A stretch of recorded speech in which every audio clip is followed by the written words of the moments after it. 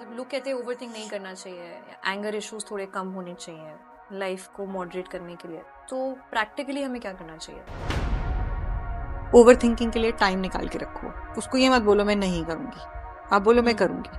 I have been an बाद over में thinker in my life, that's how I started. मेरा एक time fix था, उस टाइम मैं चाय का कप हाथ में लेके सिर्फ ओवर थिंकिंग करती हूँ, और बिलीव मी मुझे फोन उठाने का भी मन नहीं करता है। अच्छा मैम, अगर डिसिप्लिन और मोटिवेशन में एक चीज चूज करनी हो? Discipline any day, hands down, discipline. और टॉक्सिक सर्कल में आप वो कैसे इफेक्ट करता है आपके क्रिटिक यू को या चैंपियन यू को? अच्छा मैम, आपकी जो बुक है यू वर्सेस यू, इस यू वर्सेस यू में डिफरेंस क्या है? दोनों ही यू ही है आई थिंक। एक है the word you, Y O U, और दूसरा है द अल्फाबेट यू। ये डिफरेंस क्या है? So Y O U is your champion you and the alphabet U is your critic U.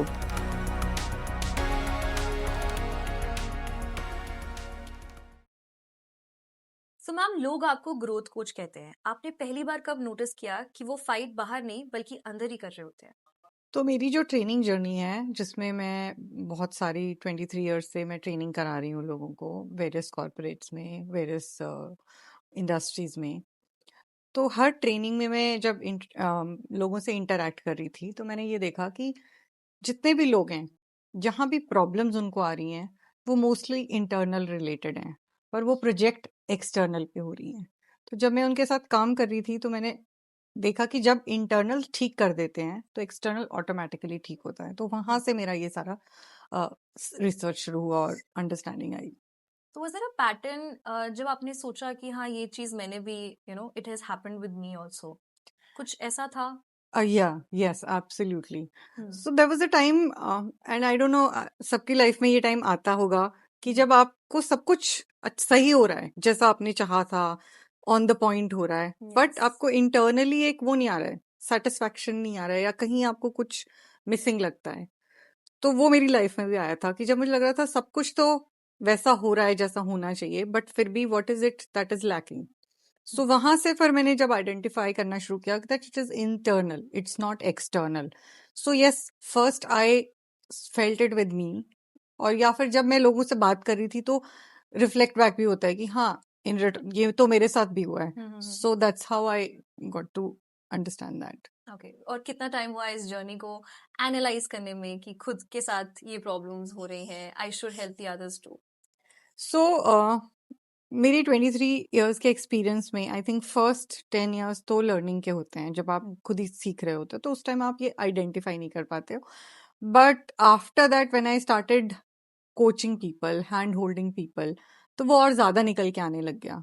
तो तब मुझे ये रियलाइज हुआ कि हाँ, जो प्रॉब्लम इनको आई है, ये प्रॉब्लम मुझे भी आई है, और मैंने इसको ऐसे सॉल्व किया है, तो इनको ऐसे, ये भी ऐसे सॉल्व कर सकते हैं। और जब आपने बहुत सारे लोगों के साथ वो काम किया और वो काम सही हो रहा था, वो उनको हेल्प कर रहा था, then I thought why not write a book about it and help more people. अच्छा मैम, आपकी जो बुक है यू वर्सेस यू, इस यू वर्सेस यू में डिफरेंस क्या है? दोनों ही you he I think. So एक है the word you, Y O U, और ओके। दूसरा है द अल्फाबेट यू। हम्म। ये डिफरेंस क्या है? So YOU is your champion you and the alphabet U is your critic you. Where does this come from? हमारा ये थोड़ा सा इसमें न्यूरोसाइंस है। So okay. हमारा ब्रेन का एक पार्ट होता है एमिगडेला, ठीक है। अमिगडेला वो होता है जो हमारा, it's called the survival brain. Okay, तो जो हमारा सर्वाइवल ब्रेन है, हमारे इमोशंस को, फियर्स को कंट्रोल करता है। And YOU, the champion you, comes from the prefrontal brain. Okay. Okay. So prefrontal is the brain that is responsible for your personality, your decision making, your strategy, planning, everything. So concept of you versus you says कि हमारे अंदर दो you होते हैं, एक champion you और एक critic you. Critic you हमें बोलता, सो फॉर एग्जाम्पल, मुझे सुबह उठना है, ठीक है, मैंने अलार्म लगाई, तो मेरा चैंपियन यू बोलेगा जब अलार्म बजेगी कि उठ जाओ, तुमने बोला था तुम्हें उठना है। मेरा क्रिटिक यू बोलेगा, अरे यार कल तो कितनी लेट हो गया था, सो जा कोई बात नहीं, आज आ जाओ। सो ये डिफरेंस है। चैंपियन यू क्योंकि आपको, कभी ऐसे थॉट्स आते हैं, हाँ, double thoughts. So champion you आपको पुश करता है फॉर ग्रोथ, और क्रिटिक यू आपको होल्ड करता है फॉर बीइंग फेमिलियर, सेफ रहने के लिए। ओके, तो डिसीजन कौन सा यू लेता है, क्रिटिक यू और चैंपियन यू? जिसको आप पावर देते हो। आपने ओके, अपनी लाइफ में किस को पावर दी हुई है, आप किसकी ज्यादा सुनते हो, जिसकी ज्यादा सुनते हो आप उस पे। So it's like conditioning, you know, what is the conditioning being. Critic you को पावर दी हुई है तो क्रिटिक यू लेगा। और क्योंकि क्रिटिक यू कंफर्ट, फेमिलियरिटी की बात करता है, सेफ्टी की बात करता है, तो most often than not critic you ही कंट्रोल ले लेता is it I mean is it कि एक इमोशनल साइड पे होता है, एक प्रैक्टिकल साइड पे होता है, या एक स्ट्रॉन्ग और कॉन्फिडेंट साइड पे होता है और दूसरा लेजीनेस पे होता है? Is it something like that? है। Not really. Okay. Yes, you are right in saying कि एक लॉजिकल ब्रेन होता है और एक इमोशनल ब्रेन होता है। बट लेजीनेस तो कहीं से भी आ सकती है। लेजीनेस नहीं होती, वो सर्वाइवल सेफ्टी होती है, ओके, फेमिलियरिटी होती है कि अच्छा ये फेमिलियर है तो इसलिए I should stick to this. पर ये जब दोनों तो एक ही इंसान पे है, राइट? तो ये जो हम कहते हैं कि कंट्रोल यू के पास कैसे चला जाता है? हाँ, दैट्स अ गुड क्वेश्चन। हाँ। दोनों एक ही के पास हैं और यही पूरी बुक का कंसर्न है कि आपके अंदर दोनों हैं, बट फिर भी आप कंट्रोल हमेशा क्रिटिक्यू को क्यों दे के रखते हो, या मोस्ट ऑफन देन नॉट आप क्रिटिक्यू के पास कैसे रहने दे सकते हो। क्योंकि अगर आप स्टक हो, अगर आप परफॉर्म नहीं कर पा रहे हो, आपकी कैपेबिलिटी है फिर भी आप नहीं कर पा रहे हो, तो दैट मीन्स कहीं ना कहीं आपने अपना कंट्रोल क्रिटिक्यू को दिया हुआ है। अब okay. Coming back to your question कि कंट्रोल कैसे आ जाता है, क्योंकि हम बाय एवोल्यूशन, या जब हम जहां से शुरू होते हैं, हमारा ट्राइबल ब्रेन है, ठीक है। तो अमेगडाला का क्या काम है, सर्वाइवल ब्रेन है। और पहले सर्वाइवल ब्रेन क्या करता था, हमें कंफर्ट और सेफ्टी में रखता था, तो या वही अभी वो करता है, तो इजी होता है उसके पास जाना।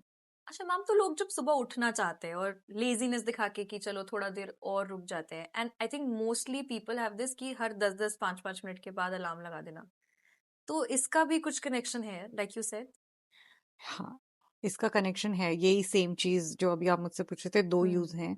या तो जैसे मैंने बोला कि हमारा जो क्रिटिक यू है या वो सर्वाइवल, सेफ्टी और फेमिलियरिटी पे काम करता है। तो मतलब वो हमें कंफर्ट जोन में रखने की कोशिश करता है, राइट, कि हाँ ये फेमिलियर है, ऐसा आपने पहले किया है। तो अगर सडनली मैं एक दिन सोचूंगी कि कल से मुझे जल्दी उठना है, वो मेरी ब्रेन के लिए एक नया चेंज होगा, right, a sudden a new sudden new change. तो मेरा चैंपियन मुझे नज करेगा कि yes, go ahead and do it, it is important for your life, आपके लिए अच्छा रहेगा अगर आप सुबह जल्दी उठोगे, जिम जाओगे या वॉक करोगे या सम मॉर्निंग रूटीन, राइट। बट मेरा जो क्रिटिक यू है वो बोलेगा कि अरे it's okay, never mind, because वो थ्रेटनिंग है ना, कंफर्ट जोन के बाहर है, अनफेमिलियर टेरिटरी है। या उसके साथ साथ दूसरी चीज क्या होती है, हम बहुत बड़े अपने लिए वो रख लेते हैं। तो जब हम अपने ब्रेन को ये बताते हैं कि मुझे कल सुबह उठ के जिम जाना है, फिर उसके बाद मुझे ये करना है, फिर उसके बाद मुझे ये करना है, आप नेक्स्ट नेक्स्ट नेक्स्ट घर आना है, फिर मुझे कोल्ड शावर लेना है, फिर मुझे अपना ऑफिस का ये मीटिंग करनी है, तो हमने प्लान बता दिया, हाँ बहुत रूटीन। बड़ा एक टास्क रख दिया है अपने सामने। तो जब ऐसा कोई बड़ा टास्क आता है तो अगेन क्या होगा, सर्वाइवल ब्रेन, थ्रेट आ एक्टिवेट गया। हो जाएगा। क्योंकि मेरी मेरी मेरी बॉडी को क्या आ रहा है, थ्रेट आ रहा है, ओ माय गॉड मुझे इतना करना है, चैलेंज आ गया, थ्रेट आ गया। तो जैसे ही थ्रेट आएगा फिर क्रिटिक यू आ जाएगा और वो बोलेगा अरे नहीं नहीं, रिलैक्स करो, इतना क्या है, क्योंकि उसे फिर उसको कंफर्ट सेफ्टी में जाना है। और चैंपियन यू बोलेगा कि नहीं करो। तो इसको रिजॉल्व करने का क्या तरीका होता है, इसको रिजॉल्व करने का तरीका होता है, instead of giving very big goal to your brain, give it small, जो थ्रेटनिंग ना लगे, छोटे जो छोटे हाँ टास्क। जो थ्रेट ना लगे। तो फॉर एग्जाम्पल आपको अगर उठना है, तो अगर आप पहली बात तो रात को अपने आप को ये बता के सोओगे कि मुझे कल सुबह उठना है। उठना है का मतलब ये नहीं कि वो मुझे उठ के जिम जाना है उसके बाद ही, नहीं, उठना से रिलेशन क्या है, मुझे कल सुबह उठ के पैर नीचे रखने हैं और लाइट जलानी है।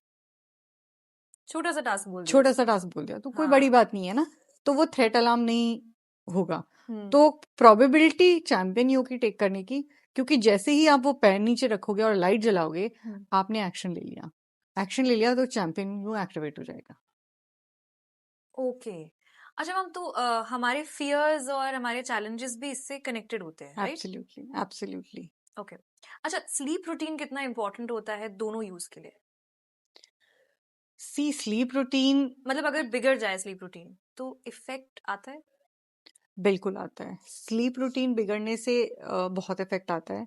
वाई? बिकॉज देखो, आप स्लीप रूटीन बिगाड़ रहे हो, तो पहला क्वेश्चन है कि क्यों? नहीं, जैसे मतलब सुबह उठने का है और अगर मैं उठी नहीं, मैं लेट सो रही हूँ, I am getting up at 11 12 1 o'clock, बच्चे आजकल इतना लेट कर देते हैं। आप तो स्लीप रूटीन बिगड़ता क्यों है? हम्म, तो देयर इज अ रीजन ना, कि हम रात को बिंज वॉचिंग कर रहे हैं, हम्म, स्क्रोलिंग कर रहे हैं, है ना? अ, वो क्यों होता है? वो भी क्रिटिक यू से आता है, क्योंकि रात का जो टाइम होता है वो हम उसको ऐसा समझते हैं कि उस टाइम कोई एक्सपेक्टेशन नहीं है किसी की हमसे, कोई मैसेजेस नहीं है, कोई कुछ नहीं है, you're in a relaxed mood. Relax mode. वो उस टाइम पे हमारा कंट्रोल होता है, राइट? तो जब आपके दिन में बहुत केओस होता है या आपके माइंड में बहुत केओस होता है, आप उस टाइम को ना रोक के रखना चाहते हो। आप सोचते हो कि मुझे यही चाहिए, जहां मेरे से कोई एक्सपेक्टेशन नहीं मेरा है, कंफर्ट जोन मेरा है। कंफर्ट जोन है, मैं मुझे कोई क्वेश्चन मैसेजेस नहीं आ रहे और मैं गिल्ट भी नहीं फील कर रही हूँ, क्योंकि वो तो मेरा टाइम है ना। तो डू वहां नॉट से डिस्टर्ब वाले मूड में हो। हाँ, तो आप सोचते हो ये जितना ज्यादा मिल जाए ना, दैट कंफर्ट, वो उसको बढ़ाते हो। तो वहां से स्लीप, आप वहां से लेट सोने के उसमें आते हो।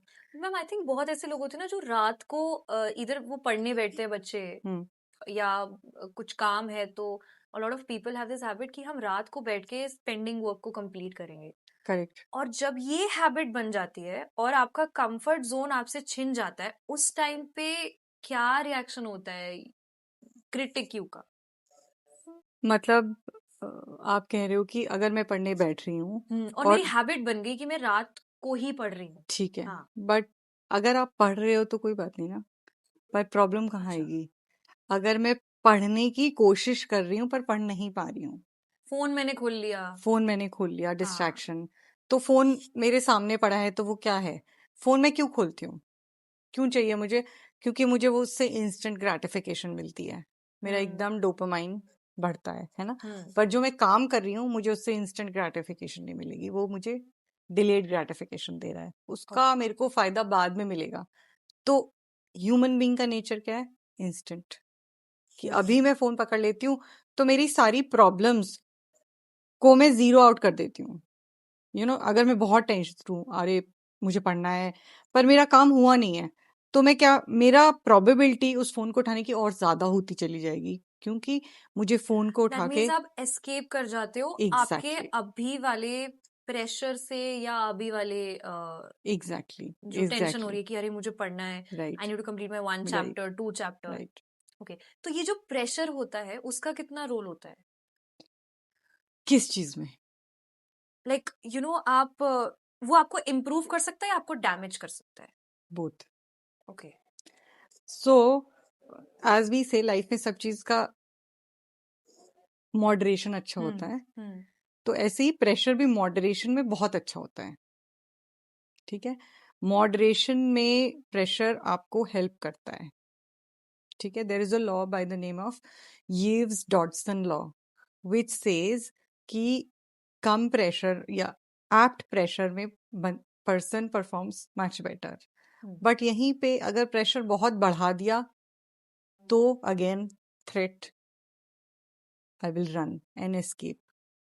अगर प्रेशर बहुत कम कर दिया तो आप उसके अंदर बहुत ज्यादा हो जाओगे, वहां पे पार्किंसंस लॉ आ जाता है कि प्रेशर है ही नहीं। मान लीजिए मेरे को एक प्रोजेक्ट करना है और वो प्रोजेक्ट का मेरे को आपने 3 वीक्स की डेडलाइन दी है, तो मैं कब करूंगी वो?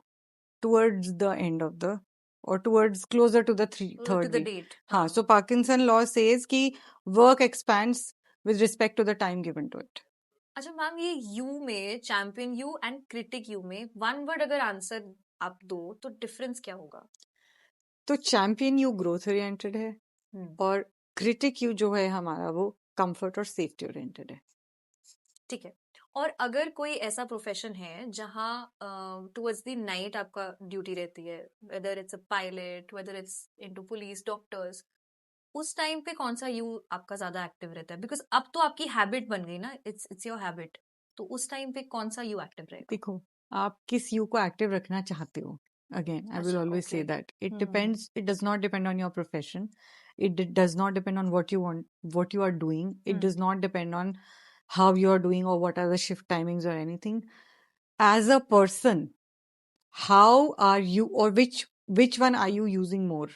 क्या आप हमेशा सेफ्टी, कंफर्ट और फेमिलियरिटी के पीछे छुपना चाहते हो या रहना चाहते हो, या आप ग्रोथ उसमें जाना चाहते हो, थोड़ा सा आउट ऑफ कंफर्ट जोन से बाहर निकल के काम करना चाहते हो? और वो होता है आप कितना एक्स्ट्रा एफर्ट करके चीजें करना चाहते हो, क्योंकि हमारी ब्रेन को हैबिट है ग्रोथ कंफर्ट की, राइट? तो हम उसको इजीली कर पाते हैं, तो इसलिए क्रिटिक्यू पिक्चर में आता रहता है। पर ग्रोथ ओरिएंटेड होने के लिए थोड़ा सा हमें एक्स्ट्रा एफर्ट लगेगा, हमें अपनी हैबिट्स ब्रेक करनी पड़ेंगी, नई हैबिट्स फॉर्म करनी पड़ेंगी। जैसे एग्जांपल हमने लिया था, किसी को सुबह उठना है, अगर हम नहीं उठ रहे हैं बहुत, उससे सुबह नहीं उठते और सडनली हमें सुबह उठने का है, तो उसके लिए हमें चैंपियन यू को ही सुनना पड़ेगा, तभी हम उस नई हैबिट को करना शुरू कर सकेंगे। तो उसके लिए सोल्यूशन ये हो सकता है कि आप छोटी चीज से शुरू करो, ताकि आपका जो क्रिटिक यू है वो थ्रेटेंड फील ना करे। ओके। और ओवर थिंकिंग इसमें कितना, मतलब लोग कहते हैं ओवर थिंक नहीं करना चाहिए या एंगर इश्यूज थोड़े कम होने चाहिए लाइफ को मॉडरेट करने के लिए, तो प्रैक्टिकली हमें क्या करना चाहिए? सो देखो, प्रैक्टिकली ये तो सबको पता है कि एंगर नहीं होना चाहिए, ओवर ओवर थिंकिंग थिंकिंग कम नहीं करनी होनी चाहिए। चाहिए, है ना? But easier said than done, right? जिसको ओवर थिंकिंग की आदत है, उसको आदत है, बिकॉज ओवर थिंकिंग उनको सेटिस्फेक्शन देती है समवेयर, राइट?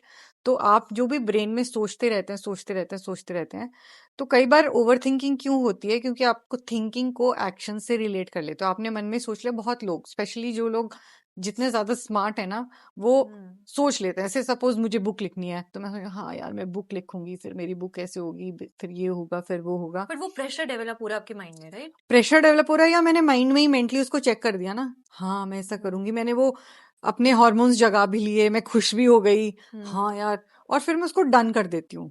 तो मैंने दिमाग में ही काम करके खत्म कर दिया है, फिर मैं खुश फील करती हूँ और मैं घूमती रहती हूँ, पर मैंने किया तो नहीं एक्चुअली कुछ।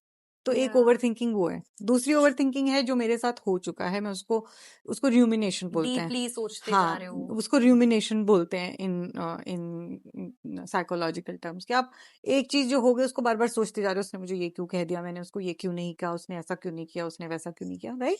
वो र्यूमिनेशन है।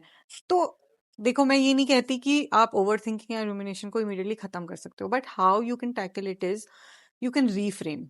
तो चैंपियन यू आपको रीफ्रेम में हेल्प करता है। कैसे? आप बोलोगे कि ठीक है, मैं थिंक करूंगी, बट मैं शाम को 7 से 8 मेरा टाइम है जब मैं थिंकिंग करूंगी। तो जब भी कोई आपका थॉट आता है, आप उसको पार्क करने शुरू कर जाते हो, तो 7 से 8, 7 से 8, हाँ 7 बजे सोचेंगे, 7 बजे सोचेंगे, ठीक है? आप हर वक्त उसको अपने साथ लेके नहीं चलते हो। अदरवाइज क्या होता है, आप कोई भी काम कर रहे हो, आपके बैक ऑफ माइंड पे वो चल रहा है, बट तो आप ना वो काम कर पा रहे हो ना वो कर रहे हो।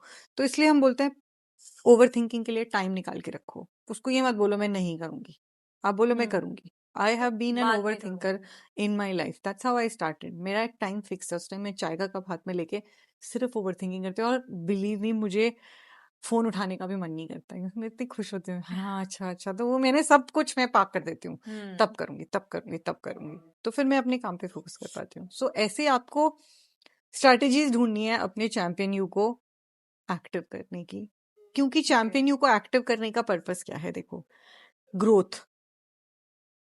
सो सबको ग्रोथ चाहिए, है ना? अच्छा मैम, जब एंगर इशू स्टार्ट हो जाता है तो उसके बाद after it gets ended we come into the regression mode, तो उसे कंट्रोल कैसे करते हैं? तो सबसे पहली चीज है, एंगर इशू क्या है? एंगर इशू क्या होता है? जब हम किसी चीज से इरिटेट होकर हमारा एमिगडेला हाईजैक हो जाता है, यानी कि हम बहुत जल्दी रिएक्ट करने लग जाते हैं इंस्टेड ऑफ रिस्पॉन्डिंग, है ना? वो होता है एंगर इशू। पर जब वो खत्म हो जाता है, तो एक टाइम आता है हमें रियलाइज होता है कि गलती हो गई है, बिकॉज हम तो रिएक्ट कर चुके हैं। But then suddenly it lands की ये तो जरूरी नहीं था, क्योंकि तब तक हम अपने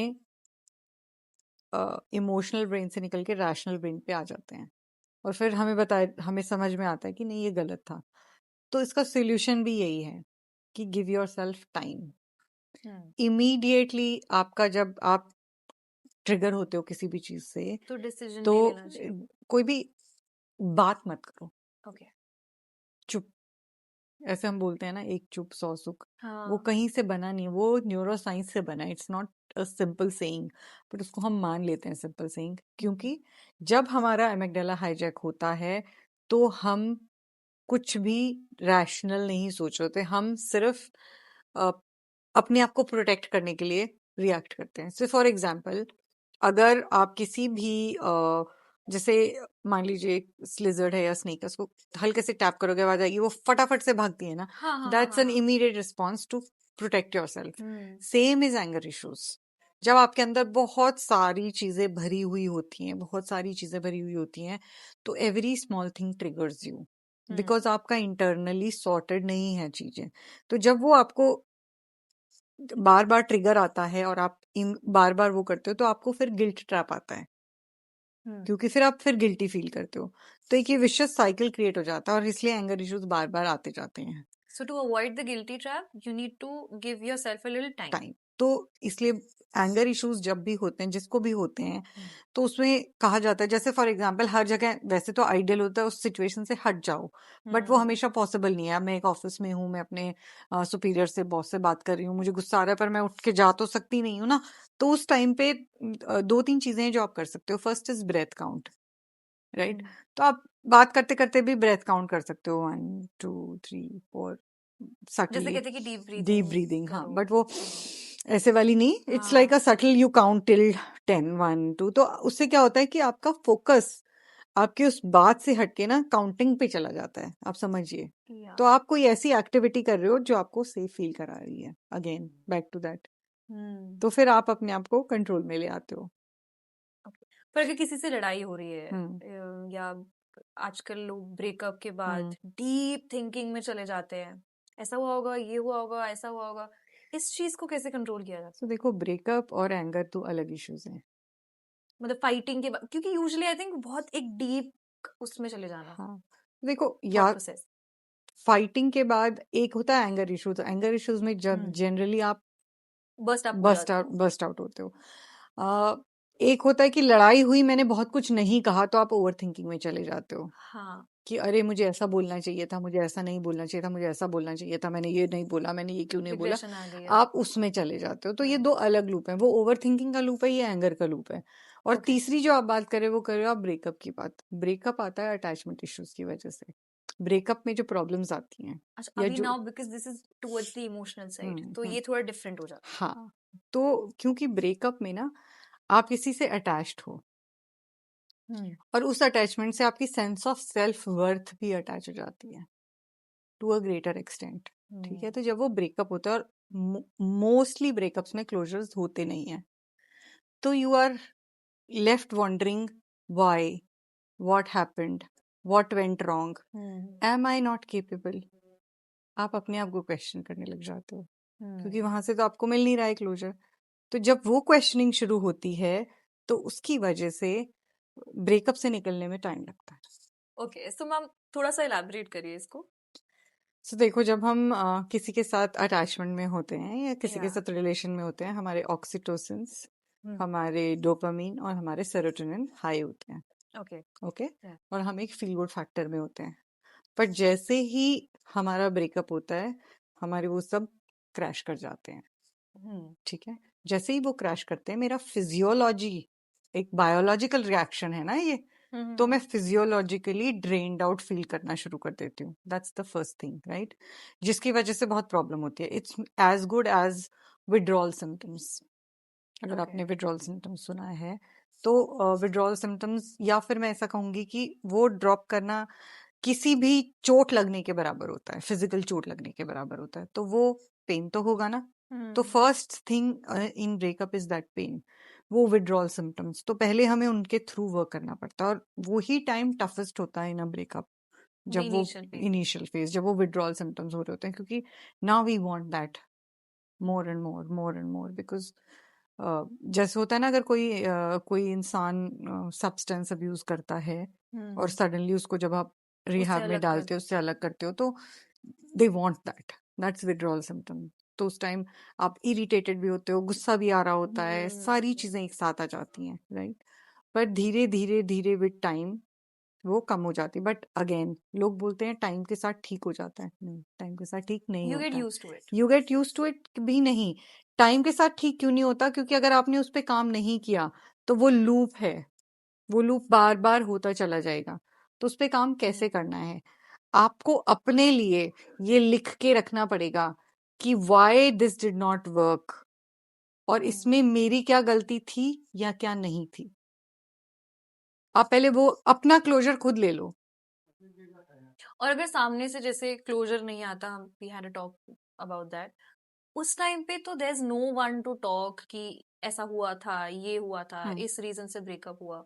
आप तो बड़े क्लूलेस होते हो और एकदम समथिंग सडनली कुछ हो गया उस टाइम पे। तो आई थिंक क्या ये मूव ऑन वाला फैक्टर हेल्प करता है कि okay just think about something else, क्योंकि बड़े सारे लोग ऐसे होते हैं जो रिप्लेसमेंट्स ढूंढ लेते हैं।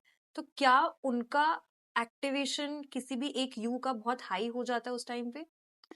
रिप्लेसमेंट ढूंढने में अगेन सेम चीज आ गई कि मैं क्या चाह रही हूँ। इमोशनल वैलिडेशन ढूंढ रहे हैं नहीं, ना। Not emotional. मेरे को सेरोटोनिन, ऑक्सीटोसिन और डोपामाइन फिर से हाई करना है। तो मेरे पास क्या या ऑप्शन है वो हाई करने की? या तो वो बंदा वापस आ जाए या बंदी वापस आ जाए, या फिर मैं वैसी ही सेम फीलिंग किसी और के साथ लूं। हाँ तो मैं इसीलिए बोलते हैं कि अगर कोई ब्रेकअप के थ्रू जा रहा है उसी टाइम उसके साथ relation banana is not a healthy decision, exactly. Because हाँ वो जल्दी कनेक्ट कर जाएगा क्योंकि उसको चाहिए वो। इट्स लाइक जैसे हिंदी में बोलते हैं कंधा मिल जाता है। कंधा मिल जाता है कि मेरे को अब्यूज, मैं सब्सटेंस अब्यूज कर रही हूँ और सडनली मुझे आके बोले तुझे थोड़ा सा दे दूं, तो मेरा तुम्हारे साथ इमीडिएटली कनेक्ट बनेगा ना कि हाँ हाँ दे दे भाई दे दे। You understand? That's या the reason behind it, the logical reason behind it. Having said so, time काम क्यों नहीं करता है is because हम अपने दिमाग में जब तक उसको क्लोज नहीं करेंगे, उसको पूरी तरीके से ruminate करके बंद नहीं करेंगे, अपना क्लोजर लो। Don't expect closure from the other person. Expect closure from yourself. What you did, what you could have done, and why you didn't do it. उसमें बहुत सारी इसलिए क्लैरिटीज आ जाती हैं आपको, okay right? Second thing is physical activity, क्योंकि मेरी physiology में भी चेंज आ रहा है, तो walk, stretch, gymming, running, all those things help a lot. So वो करने से आपकी फिजियोलॉजी, क्योंकि वो ही सब्सटेंसेस जो आप लैक कर रहे हो वो वहां से मिलेंगे फिर आपको। अच्छा मैम, जब ब्रेकअप हो जाता है तो मोस्टली टीनेजर्स ये सोचते हैं कि अब तो ग्लो अप करना है और सामने वाले इंसान को रिग्रेट फील कराना है। उस टाइम पे कौन सा यू एक्टिवेट रहता है? Critic you, right? नहीं, उस टाइम पे आपका चैंपियन यू एक्टिव हो रहा है, क्योंकि आप कुछ चैलेंज ग्रोथ आ रहा है ओरिएंटेड कुछ। और कुछ आगे बढ़ने का कर रहे हो। ओके। बेशक वो अपनी सेल्फ वर्थ को प्रूव करने के लिए कर रहे हो, क्योंकि ये कहाँ से आता है थॉट कि अब मैं अपने आप को कुछ बेटर कर दूंगी, या I will make that person regret leaving me, I will become this, I will do better, get a new hair style, get a new हाँ physique, go to the gym, और करियर में मैं I will do something very good. या So that comes because of that breakup, your sense of self-worth has gone low. अब जो लोग champion you से सोचेंगे वो कहेंगे कि मैं ग्लो अप करती हूँ, मैं आगे बढ़ती हूँ, मैं अपने आप को और बेटर करती हूँ। पर जो लोग क्रिटिक यू से सोचेंगे वो सल्क करेंगे, रोएंगे धोएंगे, वापस उसको ट्राई करेंगे, एक बार नहीं 4 बार 5 बार, बार बार करेंगे। So that is the difference. So मतलब अगर अगर एक इंसान आफ्टर द ब्रेकअप बहुत प्रैक्टिकली चलता है, दैट मीन्स कि वो चैंपियन यू एक्टिवेट करके चल रहा है, और अगर इमोशनली चलता है और इमोशनल डिसीजंस ले रहा है तो, या बेगिंग या व्हाटएवर, तो आपका क्रिटिक यू एक्टिवेट हो जाता है, राइट? हाँ, in a way you can say that कि जब आप प्रैक्टिकली चल रहे हो तो आप उसको बोल रहे हो कि आप आगे बढ़ रहे हो, you are doing something more progressive in your life which is growth oriented, है ना? और जब आप वहीं पे अटके हुए हो और उसके इर्द गिर्द ही घूमे जा रहे हो, तो मतलब आप उसी फेमिलियरिटी को दोबारा से ढूंढने की कोशिश कर रहे हो ना, तो आप क्रिटिक यू से सोचो, आप सेफ जोन से बाहर निकल ही नहीं रहे हो। अच्छा मैम, जो टॉक्सिक फ्रेंड सर्कल हमारा होता है, let's coming to another set of question, कि टॉक्सिक सर्कल में आप वो कैसे इफेक्ट करता है आपके क्रिटिक यू को या चैंपियन यू को? सो देखो, पहली चीज है कि टॉक्सिक फ्रेंड सर्कल है, ये आइडेंटिफाई करने में बहुत टाइम लग जाता है लोगों को अपने बिकॉज फ्रेंड्स। आप हाँ, इमोशनली उस टाइम पे आप कनेक्टेड इमोशनली ज्यादा होते कनेक्टेड हो, पीयर प्रेशर है, हो। सेंस ऑफ बिलोंगिंग है वहां पे भी, और वहां पे भी सेंस ऑफ सेल्फ वर्थ है। और उस पीयर सर्कल के साथ साथ एक चीज और आ जाती है, वर्थ ऑफ टाइम स्पेंट। और या वैल्यू ऑफ टाइम वेस्टेड।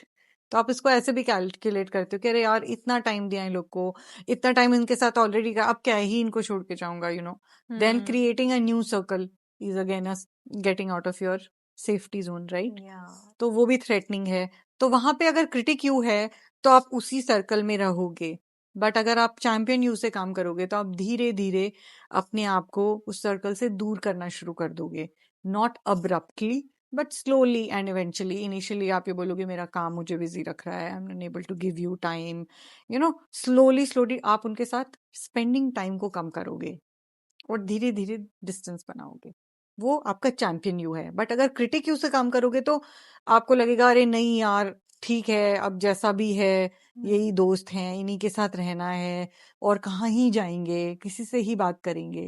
पर उनको छोड़ा नहीं जाता। आई मीन आई थिंक जो फ्रेंड्स आपके स्कूल से चल रहे होते हैं और कभी कभी पेरेंट्स बच्चे को बोल रहे होते हैं कि this particular friend of yours is not good, ये कंपनी ठीक नहीं है, छोड़ दो छोड़ दो, कोई गलत संगत में पड़ जाते हैं, तो आई थिंक वो एक प्रेशर आ जाता है, नहीं मैं नहीं छोड़ सकता या हाँ नहीं छोड़ हाँ। सकती।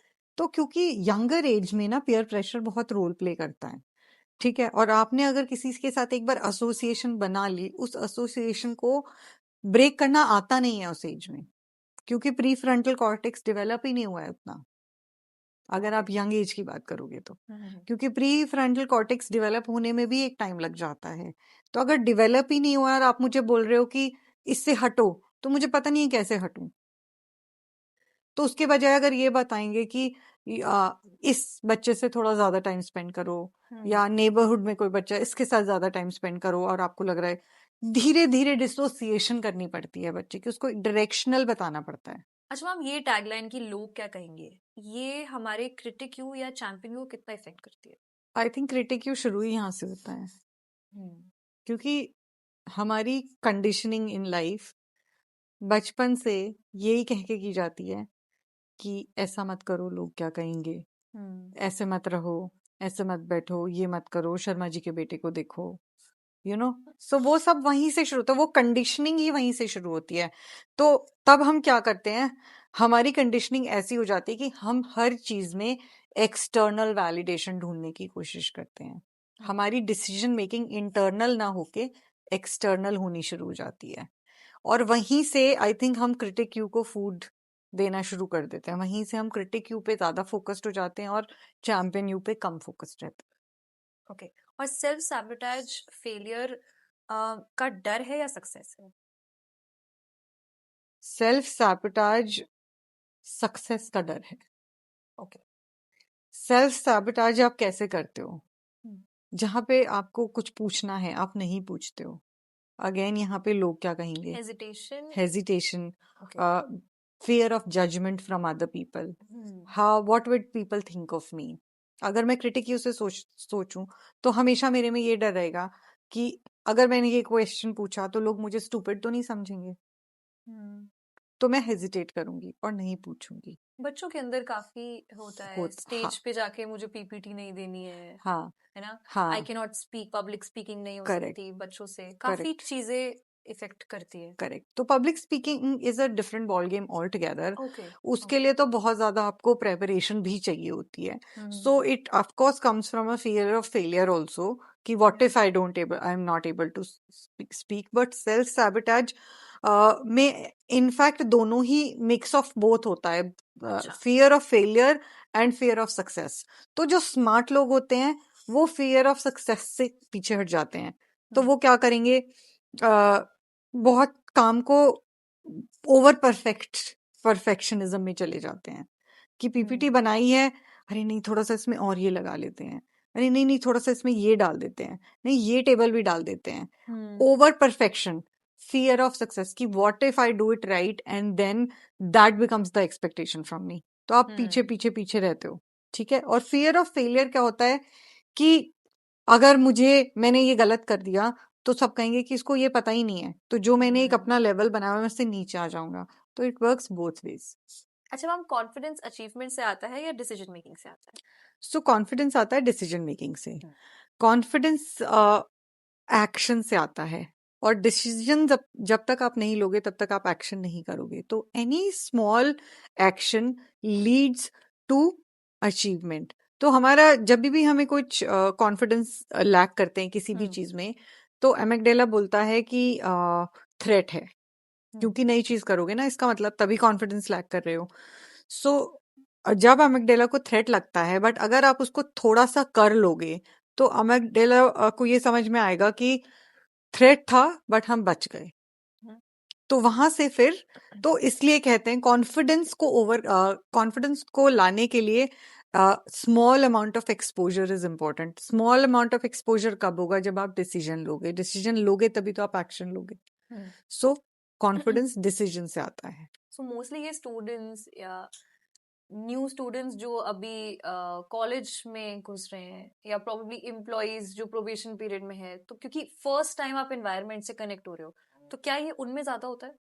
हाँ, जो भी चीज आप नई करने की कोशिश करते हो, जो आपने हम्म पहले कभी नहीं की है, वहां पे इसकी ज्यादा दिक्कत इम्पोर्टेंट आती है ना, इम्पोर्टेंस ज्यादा हो हम्म जाती है। बिकॉज कॉन्फिडेंस, हम कहाँ प्रॉब्लम आती है कि मुझे कॉन्फिडेंस है कि नहीं? जो चीज मैंने ऑलरेडी एक दो बार कर ली, उसमें मुझे सम अमाउंट ऑफ कॉन्फिडेंस आ जाएगा, बट जो मैंने नहीं की उसमें तो नहीं आएगा ना। तो it's like a cycle, decision, exposure, survival, and then again you repeat that cycle. Okay. तो मैम लोग कोर्सेज ले लेते हैं पर अप्लाई नहीं कर पाते, तो इसके पीछे क्या है? सो देखो, अगेन कोर्स लेना is a comfort thing, hmm right? Action लेना आउट ऑफ कंफर्ट जाके आपको काम करना पड़ता है। कोर्स अपने सेफ्टी जोन में बैठ के देखना है, सुनना है, समझना है।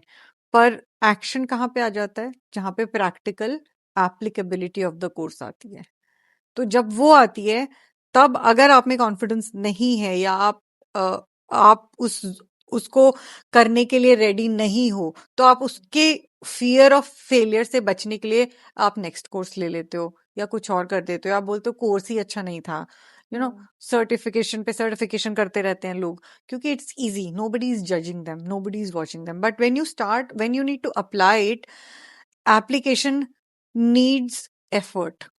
वहां पे लोग आपको देखेंगे भी, फिर आपके अंदर वो भी हो जाता है कि मैं कर पाया कि नहीं कर पाया। So that is why. So I mean कि I mean you trying to say कि जब हम डिग्रीज के लिए भाग रहे हैं, तो प्रोबेबली कहीं ना कहीं हम एस्केप कर रहे हैं because no one is watching us, और हम सिर्फ एक ही पर्टिकुलर चीज में लगे हुए कि ये मुझे काम हाँ, करना है, मेरे को पेपर देना है, पढ़ना है, पेपर देना हाँ, है। पर जब हम प्रैक्टिकलिटी में उतरते हैं, तब थोड़ा टफ हो जाता है, करेक्ट। राइट? इसीलिए क्या क्या इसीलिए कॉर्पोरेट लाइफ थोड़ी डिफिकल्ट होती है, और वहां पे ऐसा क्या है जो सिखाया नहीं जाता? सो कैंपस हमें ओबीडियंस सिखाता है, पर कॉर्पोरेट में हमें ओनरशिप चाहिए होती है। कैंपस में हमें क्या करना होता है? We wait for approvals, we ask for instructions, sir बता दो क्या करना है, वी फॉलो इंस्ट्रक्शंस। कॉर्पोरेट में डिसीजन लेना होता है, प्रॉब्लम आइडेंटिफाई करनी होती है, सोल्यूशन प्रपोज करना पड़ता है। तो ये फर्क होता है कैंपस और कॉर्पोरेट लाइफ में। तो जब हम कैंपस लाइफ से कॉर्पोरेट में आते हैं, तो कंप्लीट डिफरेंट बॉल गेम होता है। तो एक बहुत टॉपर जिसको हम कहते हैं, जो बहुत अच्छा परफॉर्म कर रहा है कॉलेज लाइफ में, वो सडनली आके कॉर्पोरेट लाइफ में एवरेज परफॉर्मेंस के बीच में आ जाता है, और उसे पता नहीं होता कि क्या करना है, क्योंकि हमें वो सिखाया ही नहीं गया था। तो कॉलेज लाइफ हमें एग्जाम रेडी तो कर देती है, पर लाइफ रेडी नहीं कर सकती। पर इसमें कोई कॉन्स्पिरेसी या कोई थ्योरी नहीं है, इट्स जस्ट दैट कि सिस्टम ही ऐसा है। एग्जैक्टली। तो स्किल गैप ज्यादा बड़ा है या करेज गैप बड़ा स्किल गैप से भी पहले आता है करेज गैप। है? सो आई थिंक स्किल गैप से ज्यादा बड़ा करेज गैप है। अगर आप में करेज है, तो आप स्किल्स को ले सकते हो, you can learn a skill. But अगर करेज ही नहीं है, तो even if you have learned a skill, you will not be able to execute that skill या अप्लाई दैट स्किल। तो hence courage gap is most important. और आज की जनरेशन में जहां हम ये टर्म्स यूज करते हैं, मिलेनियम्स एंड जेनजीज वाले, तो कितना डिफरेंट होता है उनकी अप्रोच टुवर्ड्स इवन कोऑपरेट और practical skilling?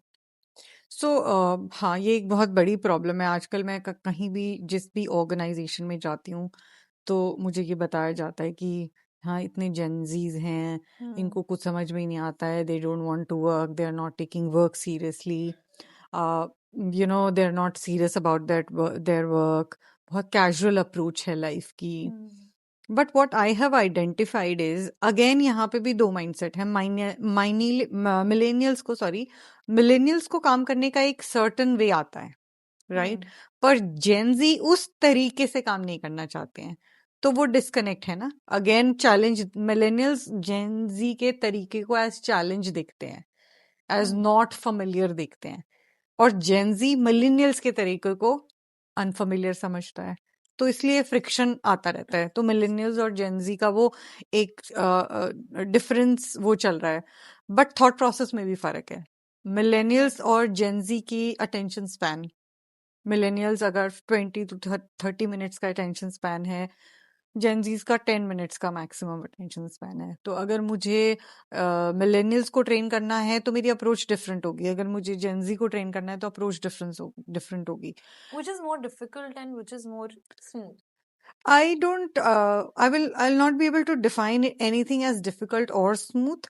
I'd say approach varies as per the target audience. Like, so अगर Gen Z है तो मैं बहुत इंटरैक्टिव अप्रोच रखूंगी पर ऐसा नहीं है कि मिलेनियल्स के साथ इंटरैक्टिव नहीं होती बट Gen Z के साथ तो कंप्लीटली डिफरेंट ही अप्रोच रखनी पड़ती है कि आप करो फिर देखो क्योंकि देखो मिलेनियल्स का थॉट प्रोसेस कैसा था अगर मैं बहुत सिंपल टर्म्स में सिखाऊं आप बड़े हैं मैं आपकी रिस्पेक्ट करूंगा वेदर यू आर राइट और रॉन्ग जेनजी की अप्रोच क्या है मैं आपकी रिस्पेक्ट इसलिए नहीं करूंगा कि आप बड़े हो अगर आप रिस्पेक्ट मुझसे कमांड कर सकते हो तो मैं रिस्पेक्ट करूंगा not by virtue of being Elder अच्छा मैम अगर डिसिप्लिन और मोटिवेशन में एक चीज चूज करनी हो तो क्या होगी discipline any day hands down discipline gives you consistency motivation is always fluctuating motivation is emotions discipline is logic so therefore discipline gives you system and structure which leads to consistency motivation depends on my moods क्योंकि वो fluctuation moods में आती fluctuation mood में आती है motivation depends on my environment how my day went today but discipline is above all that अच्छा अगर इस पॉडकास्ट से ऑडियंस कोई एक चीज लेके जाएगी तो वो क्या होगी सो अगर इस पॉडकास्ट से ऑडियंस को एक चीज लेके जानी है वो लेके जानी है कि learn to compare yourself with only yourself which is you versus you which is you versus you don't compare yourself with somebody else because that's not apple to apple comparison the only comparison that you should look for is with you तो जो मैं आज हूं वो मैं जो कल था उससे बेहतर होना चाहिए और जो मैं आज हूं और जो मैं कल होंगी वो आज से बेहतर होना चाहिए that is it Thank you so much, ma'am, for coming here Thank and giving you. such insightful messages. Thank you so much. It was a pleasure.